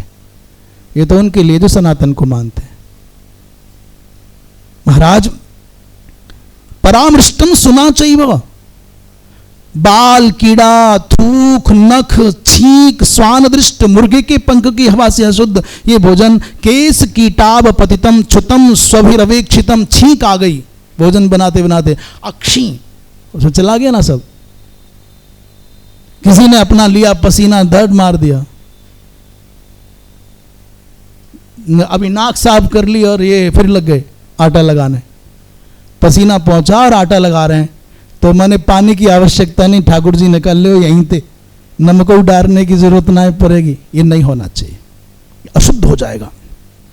मंत्रहीन, विधिहीन श्राद्धान राक्षसों को जाता है। पतित ब्राह्मण को श्राद्ध में स्वीकार नहीं करना चाहिए। वृंदावन बिहारी लाल की। इस प्रकार अनेक अनेक वचनों के साथ कहते हैं ब्राह्मण को सावधान रहना है। जिस ब्राह्मण के यहाँ सूतक लग गया हो उसको लोभ में आकर के फिर कथा नहीं कहना चाहिए, फिर उसको कहीं पूजा कराने नहीं जाना चाहिए, फिर उसको श्राद्ध में भोजन करने नहीं जाना चाहिए। चाहे कितनी बात बिगड़े और चाहे कोई कितना ही नाराज हो, हाथ जोड़ के भैया हमको सूतक लग गए, हम नहीं आ सकते। पर आप व्यवहार निभाने के चक्कर में बोले नहीं कर, मिथ्या भाषण करके दानादि नहीं लेना चाहिए। भूखे को अन्न देना परम धर्म है, पीड़ित पराजित पतित तक को भी अन्न देना परम धर्म है, इसलिए अन्नदान करे। पर जो व्यक्ति चुगलखोरी करे, जो व्यक्ति दूसरे का धन हरण करे, जो कुआं, तालाब, बाग, गौशाला, गोचर की, मंदिर की, धर्मशाला की भूमि पर कब्जा करना चाहे, उसने तो नरक लोक में अपना आरक्षण करा लिया। इसलिए कभी जब जीवन में ऐसा अवसर आए कि घर के बराबर में कुआं है, खेत के बराबर में तालाब है, गोचर की भूमि खाली पड़ी है, खा करें, कोई देख व्यवहार ना है, कर लो कब्जा। जिस दिन आपके मन में आए तो मन से पूछना, तो छाती पे धर के ले जाएगा, तेरी है। कुआं, तालाब, गोचर की भूमि, मंदिर की भूमि कब्जा करने की वृत्ति जिस पल आपके मन में आए, सावधान हो जाना, ये महापाप होने जा रहा है। और सुख कोई दूसरा भोगेगा, पर इसका दुष्परिणाम आपको ही भोगना पड़ेगा। नहीं, कुआं नहीं कब्जाना, कुआं नहीं। हमारा नाम आए तो बाग लगाने वालों में आए, हमारा नाम आए तो धर्मशाला बनाने वालों में आए, हमारा नाम आए तो कुआं बनाने वालों में आए, कुआं उजाड़ने वालों में नहीं आए। हमारा नाम आए कहीं सृष्टि के इतिहास में तो गोचर की भूमि छोड़ने वालों में आए, पर गोचर की भूमि कब्जा करने वालों में नहीं आए। हमारा नाम आए कहीं दुनिया में यहां या वहां भगवान के यहां तो कोई पेड़ लगाने में आए, पेड़ को आग लगाने में नहीं आए। परमात्मा के यहां कोई विचार हो, हमारा नाम आए तो किसी के प्राणों की रक्षा करने वालों में आए, किसी को सम्मानित करने वालों में आए, किसी का जीवन सही मार्ग पर लाने वालों में आए, पर किसी के जीवन को नष्ट करने वाले हम न बने। वृंदावन बिहारी लाल की। जो व्यक्ति ब्राह्मण को बुलावे, आओ हमारे यहाँ आओ, हम तुमको कुछ सेवा करेंगे, व्यवस्था करेंगे, चिंता मत करो, आ जाओ। और आहूय ब्राह्मणम स्वयं आहूय भिक्षार्थे कृषवृत्तिनम, कठिनाई में है, बच्ची का विवाह करना है, घर पालन करने में कठिनाई आ रही है, और बड़प्पन दिखा रहा, आजा आजा, हमें ना चिंता मत कर, आजा, चिंता मत कर, सब कर देंगे। और घर बुला करके बातें ही नहीं करे, ब्रुया नास्ती, और कह दे भैया अब ना है। ऐसा करने वाला व्यक्ति तम विद्यात ब्रह्मघातिनम, वो तो ब्रह्म हत्यारा है। किसने कहा बुलाओ, किसने कहा आश्वासन दो, आश्वासन दे करके कह करके जो नहीं करता, वो तो भैया जो ब्राह्मण को पीड़ा देता है, जो सदाचार निष्ठ साधक ब्राह्मण को दुख देगा, उसको उसके जीवन में बहुत शीघ्र उसका दुष्परिणाम भोगना पड़ेगा। निराश्रित को, अंधे को, लूले को, लंगड़े को, विधवा को, उसके सर्वस्व को जो हरण करता है, आश्रम गांव वन में जो आग लगाता है, वो भी ब्रह्मघाती कहलाता है। बड़ी विचित्र बात, तीर्थों की महिमा के विषय में जिज्ञासा हुई, उत्सुकता हुई। पूछा महाराज, धर्मराज ने, प्रभु हम जानना चाहते हैं तीर्थों की संक्षिप्त महिमा, यद्यपि पहले अनेक बार आ गई। बाबा भीष्म कहते हैं कि यही प्रश्न महर्षि अंगिरा से गौतम जी ने पूछा था। भैया गंगा द्वारे माने हरिद्वार में यदि कनखल में नहाने का सौभाग्य मिल जाए, अथवा बिलवक कुशावर्त माने कुशावर्त तीर्थ में, बिलवक में, नील पर्वत पर और कनखल में इत्यादि स्थानों पर यदि गंगा स्नान करने का सौभाग्य मिल जाए तो समग्र पाप जल करके भस्म हो जाते हैं। हरिद्वार जाना ही चाहिए, नहाना ही चाहिए। चित्रकूट जाओ, मंदाकिनी में स्नान करो, जन्मस्थान नासिक जाओ, गोदावरी में स्नान करो, तो व्यक्ति को पाप नष्ट तो होते ही, राज्य लक्ष्मी की प्राप्ति होती है। और गजब कहते हैं, प्रयाग में जाओ तो 1 महीना माघ मास में कल्पवास करने वाले को समग्र पाप नष्ट हो जाते हैं। जिस दिन माघ मास की अमावस्या आती है ना, मौनी अमावस्या कहते हैं, उस दिन कितने करोड़ तीर्थ रहते हैं, बोले 10 तीर्थ सहस्राणी तिस्रः कोट्यस तथा पराह। माघी अमावस्या को भूतल के और दिव्य लोक के और पाताल लोक के सभी दिव्याति दिव्य तीर्थ 3,10,000 तीर्थराज प्रयाग में स्नान करने आते हैं। आप देखना सारी व्यवस्थाएं चरमराई हैं, आंधी तूफान बरसात, हाय हाय, और प्रशासन कहता है मत आओ। न जाने कहां से भीड़ बरसती है प्रयाग में अमावस्या को, इतनी भीड़। वो मनुष्य मात्र नहीं होते, मनुष्यों के रूप में न जाने कौन कौन सी विभूतियां चुपचाप गोता लगा करके फट भाग जाती हैं, और भीड़ छट गई। पर्व प्रारंभ हुआ, स्नान प्रारंभ हुआ, नहा करके लोग जा रहे हैं। इतने बूढ़े बूढ़े, इतने अशक्त व्यक्ति स्नान कर जाते हैं, राम ही जाने क्या लीला है। इसलिए माघ मकर गति रवि जब होई, और तीर्थपति ही आव सब कोई, देव धनुज किन्नर नर श्रेणी, और सादर मज्जहि सकल त्रिवेणी। तीर्थराज प्रयाग की तो बात ही क्या है। माघ मासम प्रयागे तो नियत संसित व्रतः। भैया 1 महीना जो तीर्थराज प्रयाग में माघ के महीने में रह लेता है, व्रत करके रह लेता है, थोड़ा संयम से रह लेता है, पवित्रता से रह लेता है, उसके पुण्यों का बखान कौन करे। गंगा मैया की महिमा जिस देश में, जिस गांव में, जिस जनपद में, जिस आश्रम के समीप से भागीरथी बह गई, उसके जैसा पुण्य क्षेत्र धरती पर कोई नहीं। जब तक भगवती मां गंगा में किसी व्यक्ति की अस्थियां रहती हैं, यावत अस्थि मनुष्यस्य गंगा त्वयेषु तिष्ठति, जब तक मनुष्य की अस्थियां गंगा में रहती हैं, जितने दिन तक उतने ही 1000 वर्षों तक दिव्य लोक में वो जीव रहता है। माने गंगा के जैसा तो कोई है ही नहीं। उनके दर्शन से, उनके स्पर्श से, उनका जलपान करने से, गंगा गंगा ये नाम संकीर्तन करने से, पुनाति अपुण्यान पुरुषान, कितना भी पातकी जीव हो गंगा पवित्र कर देती है। बोले गंगा मैया की। एक काम करें, आंख बंद करो और चलो गंगा नहाए। आंख बंद करो जल्दी, और तुरंत जहां तुम पहले स्नान किए हो भगवती गंगा में स्नान करो अविलंब। आप देखो आपका तन, आपका मन सब पावन हो रहा है। बोलिए गंगा मैया की। अरे आप शरीर से नहीं जा सकते तो भाव जगत में भगवती मां गंगा से जुड़ जाओगे तो भी आपके जीवन में पावनता आ जाएगी। एक मतंग नाम के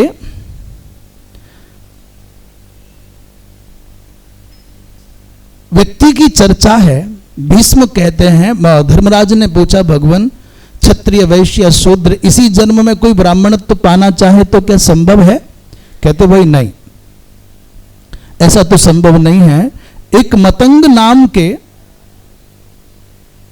अरे भैया राम आवाज आ रही है, एक मतंग नाम के मानित ब्राह्मण हो गए। मानित ब्राह्मण कैसे? बोले अन्य जाति के पुरुष थे और संयोग ऐसा बना कि जिस माता से उनका जन्म हुआ वो ब्राह्मणी थी, तो मानित हो गए। कर्मकांड जैसा करने लग गए थोड़ा बहुत। तो गधे की गाड़ी पर बैठ करके किसी के यहाँ पूजा करने जा रहे थे। मतंग नाम था उनका, इसलिए यहां पर मानित ब्राह्मण पुत्र लिखा है। अन्य जातीय पुरुष से उत्पन्न होने पर भी उनमें वैसा वैसा आचरण करने लगे थे तो लोग मानने लगे। पिता ने कहा बेटा जाओ यज्ञ कर आओ किसी यजमान का। तो गधे की गाड़ी पर, गधा गाड़ी होती है, उस पर बैठ करके जा रहे थे और जल्दी पहुंचने के चक्कर में बार बार गधे को चाबुक मारते और एक और मारते हैं ना चाबुक के साथ में डंडा होता है, डंडा में एक सेंटा क्या बंधा रहता है, ये ताऊ जी बतावेंगे कहाँ बंधो रहे, रस्सी में एक चमड़े की कोई 2 पट्टी सी भाई मारनी पड़े हो, और उसके साथ में भैया जी उस डंडा के अग्रभाग चोभा और होता कील, होवे नहीं होवे, तो डंडा मारें और सेंटा मारें और ऊपर से कील चुभाते हैं, आर आर आर। तो ऐसा जल्दी जाने के चक्कर में उसको पीड़ित कर रहा था गधा को। गधा बहुत दुखी हो रहा बेचारा। गर्दभ को जब चाबुक मारता तो दुख पाता। पुत्र को पीड़ित देख करके गधी ने कहा बेटा तू शोक मत कर, ये ब्राह्मण नहीं है, ये ब्राह्मण नहीं है, ये चांडाल है। ब्राह्मण कभी इतना क्रूर नहीं हो सकता। ब्राह्मण तो भैया किसी को पीड़ित देख करके ना, किसी को विह्वल देख करके, किसी को दुख में पड़ा देख करके वो टिक ही नहीं सकता। किसी को पीड़ा दे करके ब्राह्मण राजी हो नहीं सकता। ये ब्राह्मण नहीं चांडाल है, इतना क्रूर कभी नहीं होगा। मैत्री भाव भरा, सर्वोपदृष्टा, विप्रतो दयालु होता है, प्रहरता नहीं होता। ब्राह्मणे दारुणम नास्ति मैत्रो ब्राह्मण उच्यते। जो दारुण है, जो किसी के हृदय को पीड़ित करने वाला है, वो आचार्य सर्वभूतानाम शास्ता कम भैया वो ब्राह्मण नहीं होगा। ब्राह्मण तो आचार्य है, और आचार्य कौन? आचनोति च शास्त्राणि, और आचार्य स्थापयत्यपि, केवल शास्त्रों का स्वाध्याय मात्र नहीं करता सुनाने के लिए, अपितु उन शास्त्रों के आचारों को अपने आचरण में उतार करके चरितार्थ करके दिखाता है। सच बोलो, सच बोलना चाहिए, इतना ही कहना पर्याप्त नहीं है, सत्य बोल करके भी दिखावे। और उपदेश का जितना प्रभाव पड़ता होगा उससे 1000 गुना प्रभाव उसके आचरण का पड़ेगा। इसलिए संत को, ब्राह्मण को, विद्वान को बोलने वाला कम और करके दिखाने वाला अधिक होना चाहिए। ये ब्राह्मण नहीं है। ऐसा सुनते ही मतंग तो रथ से कूद गया। उसने कहा, रे तुमने चांडाल कैसे कहा मुझको? तेरी हिम्मत कैसे पड़ी चांडाल कहती है मुझको? गधी बोल रही है, देखो ये आश्चर्य की बात है। गधी ने कहा तू चांडाल ही है, ब्राह्मण है ही नहीं। उसने कहा, अरे मैं तो ब्राह्मण हूं। अरे बोले भाई तेरा पिता कोई पतित नापित है, तू पतित नापित पिता का और उन्मत्त प्रमत्त व्यभिचारिणी ब्राह्मणी का पुत्र है। कोई ऐसी ब्राह्मणी जिसके आचरण में पावनता नहीं थी, उसका किसी भ्रष्ट नापित से संपर्क हो गया तब तेरा जन्म हुआ है। तू कहां से ब्राह्मण हुआ? तू चांडाल है। उच्च वर्ण की माने ब्राह्मण कन्या का विवाह किसी और से, उसकी संतति तो चांडाली होगी। गधी ने कहा, रे मतंग किसी ब्राह्मण्याम वृषलेन त्वम मत्तायाम नापिते न हो। अब तो लज्जा के मारे भैया यजमान के घर नहीं जा रहा है, उसी से लौट करके वापस पिता के पास आ गया और बड़ा लज्जा के साथ, शर्म के साथ, संकोच के साथ पिता से कहा, पिताजी क्या ये सच है? उन्होंने कहा ये सच है। मां से पूछा, मां ये सच है क्या? उसने कहा सच है। उसने सोचा अब मैं ऐसे नहीं जीऊंगा, वन में गया तपस्या करने, इंद्र की तपस्या की, और इंद्र एक दिन आ गए, मतंग से का वरदान मांगो, और मतंग मांगता है कि मुझे ब्राह्मणत्व दो, मैं ब्राह्मण होना चाहता हूं, मैं ऐसा अपमान का, तिरस्कार का, निंदा का जीवन नहीं जीना चाहता। मतंग दुर्लभ निदम विप्रत्वम प्रार्थते त्वया। इंद्र ने कहा यह संभव नहीं है। अरे भैया मतंग, ब्राह्मणत्व मिलना सरल नहीं है। देवासुर मानवों में जो सर्वश्रेष्ठ परम पवित्र है, उसे ब्राह्मणत्व को, उस ब्राह्मणत्व को पाए बिना तुमको नष्ट होना होगा, ये नहीं बनेगी बात। इसलिए तपस्या छोड़ो, अपना काम करो। मतंग नहीं माना, फिर घोर तपस्या की। इंद्र फिर आगे, भाई साहस मत करो बेटा, तुमको इस जन्म में ब्राह्मणत्व नहीं मिलेगा। पर मतंग नहीं माना। इंद्र ने कहा कि पशु पक्षी के बाद में व्यक्ति पुलकस और चांडाल बनता है, और 1000 वर्ष चांडाल भी अपने धर्म के अनुसार जिए तो फिर शूद्र वर्ण में जन्म लेता है, और 30,000 वर्ष के पश्चात फिर वो वैश्य बनता है।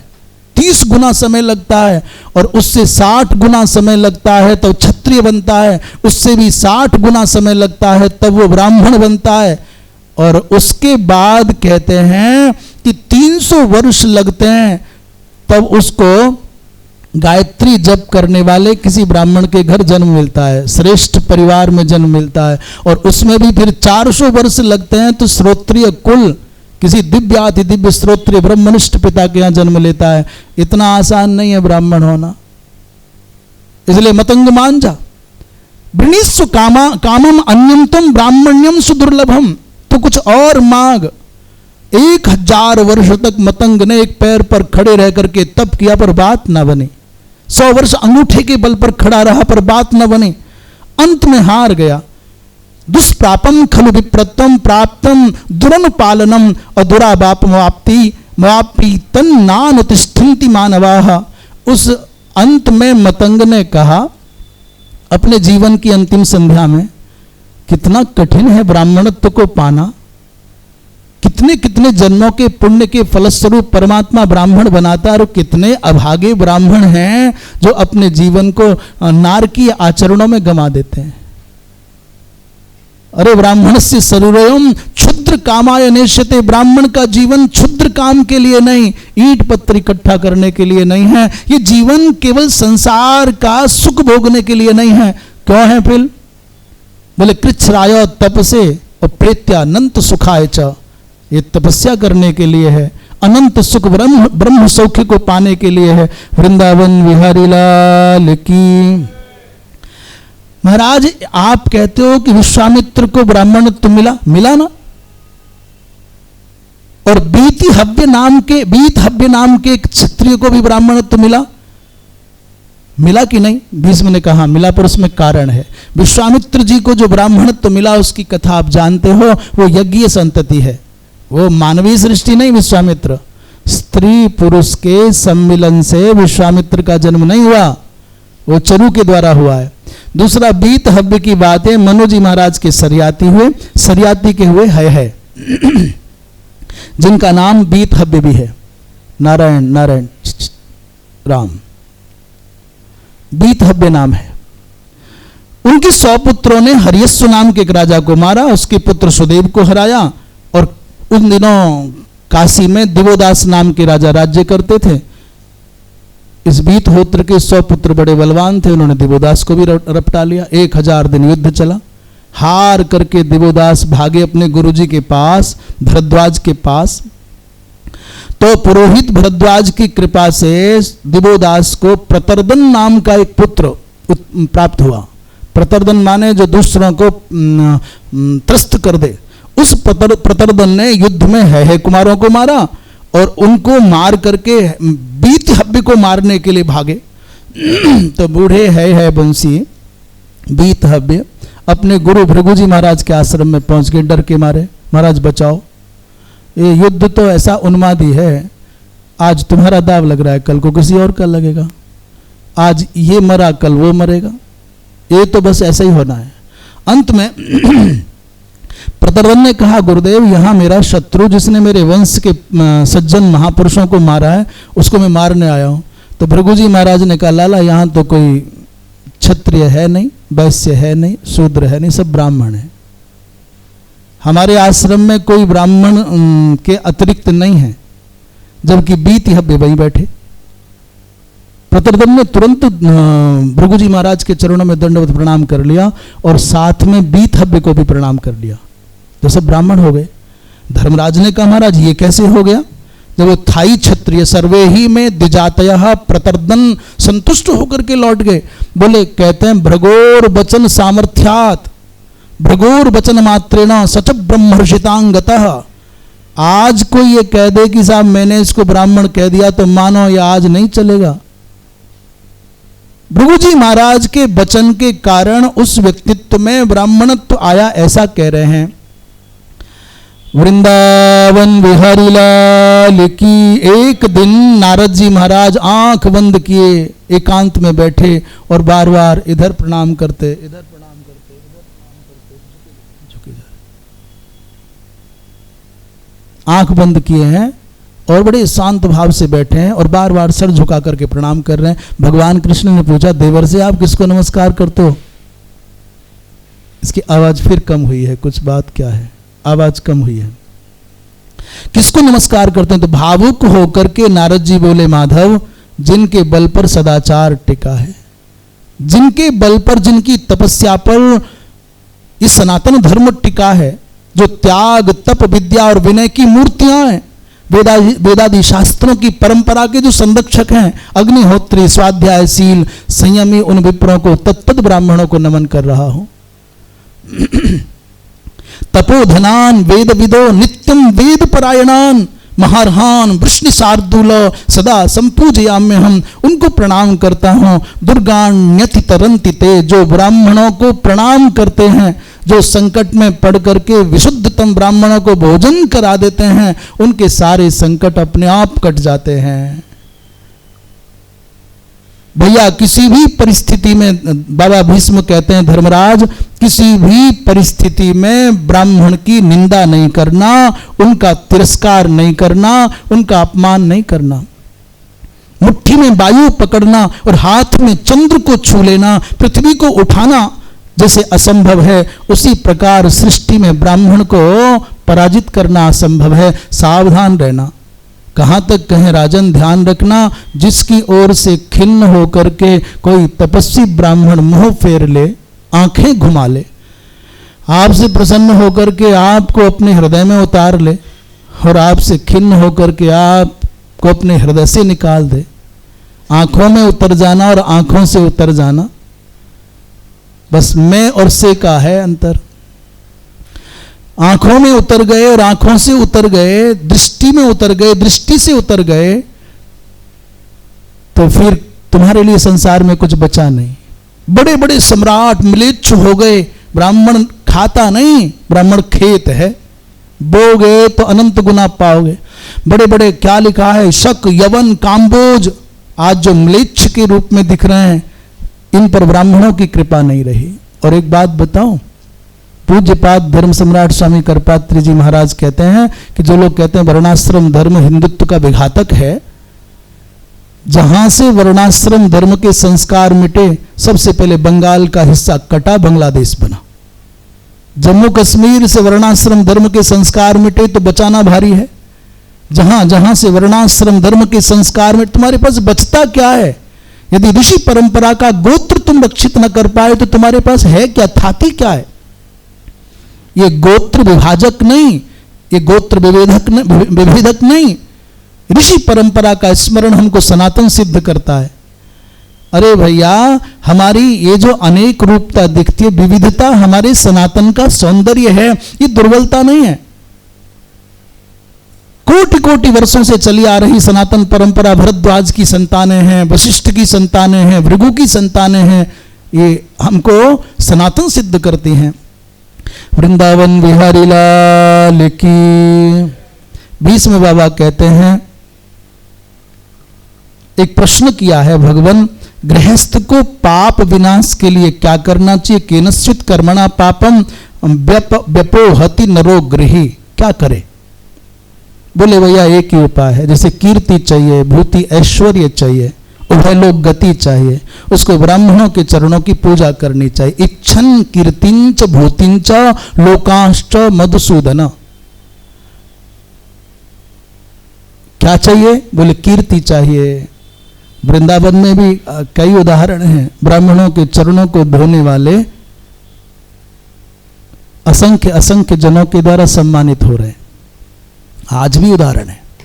इक्षण कीर्तिंच भूतिंच लोकांश्च मधुसूदन। और ब्राह्मणान मते तिष्ठेत पुरुषः सुचिरात्मवान। भगवान कृष्ण ने कहा, नहीं भगवान राम ने कहा, विप्र प्रसादात धरणी धरोहम, विप्र प्रसादात कमला, भगवान नारायण कहते हैं, विप्र प्रसादात धरणी धरोहम, विप्र प्रसादात कमलावरोहम, और विप्र प्रसादात अजितक जितोहम, और विप्र प्रसादात मम राम नाम। इन्हीं की कृपा से ब्राह्मण की दीनता का, दरिद्रता का कारण क्या है? महाराज ये ब्राह्मण देवता है, तो फिर ये गया गुजरा सा क्यों दिखता है, दीनहीन सा क्यों दिखता है? बोले हाथ फैलाता है। जिस पल ब्राह्मण के चित्त में ये भाव आता है कि मैं कुछ ले लूं इनसे, कुछ मांग लूं, उसी पल उसका तेज नष्ट हो जाता है। मांगना तो बहुत बाद की बात है, मन में आ गया। प्रतिग्रहेण तेजो ही विप्राणाम शाम्यते नघ। ब्राह्मण का तो तेज नष्ट होता है प्रतिग्रह से। एक दिन इंद्र ने वेश बदल करके संबरासुर से पूछा, तुम्हारा ये जो त्रैलोक्य में दबदबा है क्यों है? बोले भैया मैं ब्राह्मणों का सम्मान करता हूं इसलिए। एतत् पृथिव्याम अमृतम, यही पृथ्वी पर अमृत है और यही इस संसार में ब्राह्मण ही यहाँ की दृष्टि है। यद ब्राह्मणात् मुखात् शास्त्रम ईश्रुता प्रवर्तते। भैया धरती का अमृत कौन? बोले दिव्यात्मा महात्मा, ब्राह्मण के मुख से आप शास्त्र सुनते हो, ये धरती का अमृत है। उनकी कृपामयी दृष्टि में आप रहते हो, ये संसार में दृष्टि प्राप्त करने का उपाय है। सर्व कल्याण भागी इसलिए हूं क्योंकि ब्राह्मणों के मुख से निश्रित बाग सुधारस का पान करता हूं। व्यक्ति को यदि अभिमान हो गया तो लक्ष्मी नष्ट हो जाएगी। जैसे अभिमान से लक्ष्मी नष्ट और गर्भ कन्या को नष्ट कर देता है, और घर में पड़े पड़े ब्राह्मण नष्ट हो जाता है।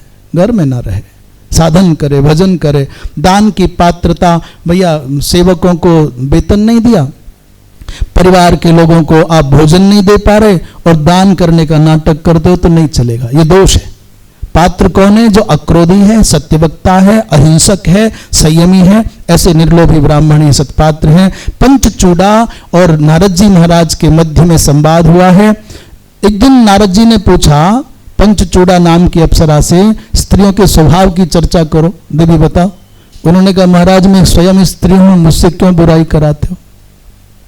पंचचूड़ा ने कहा मैं क्यों कहूं, न सख्यामी स्त्री सती निंदितुम स्त्रियः, फिर भी आप कहते हो तो ठीक है। कितना भी पवित्रतम कुल में जन्म हो, यदि मन से अनुशासनहीनता आ गई तो फिर भगवान स्त्री को संसार में कोई नहीं रखा सकता। पंचचूड़ा नाम की मर्यादासु न तिष्ठन्ति सदोषः स्त्रीषु नारदः। इसलिए अधिक क्या कहूं, संसार में किसी की शक्ति नहीं है जो स्त्री को बांध करके रख सके। केवल स्त्री के संकल्प में सामर्थ्य है। केवल वो मां चाहे कि मुझे पवित्र रहना है तो धरती की कोई सामर्थ्य नहीं उसकी ओर आंख उठा करके देख जाए। जो सत्संकल्प सिद्ध मातृ जाति को आंख उठा करके देखे जल के भस्म हो जाएगा, इतनी सामर्थ्य है। मानवानाम प्रमोहार्थम कृत्या नारी असृजत। प्रभु भगवान ने, ब्रह्मा जी ने इन मनुष्यों को भ्रमित करने के लिए, बांधे रखने के लिए, नचाए रखने के लिए नर नाचत। कैसे? अब हम नहीं कहें, ये माता बनाई हैं। वृंदावन बिहारी लाल की। कन्या के विवाह के विषय में जो हम चर्चा कर चुके, वो इतना ध्यान रखना चाहिए कि साजात्य हो विवाह के समय, समान जाति हो, परंतु गोत्र समान नहीं होना चाहिए। माता की भी 5 पीढ़ियों के अंदर से कन्या नहीं आनी चाहिए। असपिंडाच या मातु, असगोत्राच या पितु। एक होती है सपिंड और दूसरा होता है सोदक और तीसरा होता है सगोत्र। 7 पीढ़ी तक होता है सपिंडन, अगली 7 पीढ़ी तक होता है सोदक, जल चलता है, और अगली 7 पीढ़ी होती है सगोत्र, गोती भाई हैं। अर्थात सनातन धर्म में परिवारों को प्रीति के रज्जु में बांधने के लिए कितने 21 पीढ़ियों की व्यवस्था है। हमको जो सूतक आदि लगते हैं वो 7 पीढ़ी तक लगते हैं, सपिंडन तक, सोदक तक और सगोत्र तक वो उसका थोड़ा थोड़ा असर जाता है। वृंदावन बिहारी लाल की। विवाह तब तक नहीं माना जाता जब तक भैया सप्तपदी नहीं हो जाती। सप्तपदी से पहले पाणिग्रहण संपन्न नहीं होता। समंत्रक हो, पाणिग्रहण से भार्या स्यात् यस्य चादहि प्रदीयते। जल लेकर के पिता इसको कन्यादान कर दे। दाय भाग की चर्चा है। पुत्र और पुत्री समान है, पौत्र और दौहित्र दोनों समान है। समान रूप से सबको यथैवात्मा तथा पुत्रः पुत्रेण दुहिता समा। पुत्री और पुत्र दोनों समान है, इसलिए धन के बंटवारे में भेद नहीं करना चाहे तो नहीं करे। पुत्री और पुत्र को बराबर देना तो दे, और यदि पौत्र नहीं है, पुत्र नहीं है, तो दौहित्र को धन देना चाहिए। स्त्रियों यत्र च पूज्यन्ते, जहां स्त्रियों का सम्मान होता है वहां सब क्रियाएं सफल हो जाती हैं। और जहां मातृ जाति पीड़ित रहती है, तिरस्कृत रहती है, व्यथित रहती है, जहां निरंतर रोती रहती है, कलह में डूबी रहती है, वहां दरिद्रता, वहां दैन्य, वहां असफलताएं भर जाती हैं। इसलिए अपने घरों को ठीक रखना है तो मातृ जाति को सम्मानित रखना होगा। वृंदावन बिहारी लाल की। और शेष चर्चा भगवत कृपा से कल होगी। आज यही वक्तव्य को विराम। वृंदावन बिहारी लाल की। श्रीमन्नारायण नारायण नारायण श्रीमन